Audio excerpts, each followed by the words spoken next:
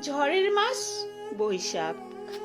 এই বৈশাখের মতোই রবি ঠাকুরের জন্ম।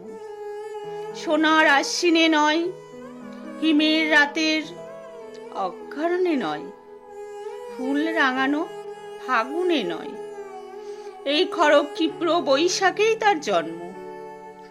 এই খ্যাপা বৈশাখের গৈরিক তিলক দিয়েই সাজানো তার জন্মদিনের ললাট। বৈশাখে প্রকৃতির নতুন জন্ম, আমাদেরও নতুন জন্ম এই বৈশাখে। 25শে বৈশাখে রবি ঠাকুরের জন্মদিনে। দেখতে হয় না ক্যালেন্ডার, জিজ্ঞেস করতে হয় না তারিখটা কবে।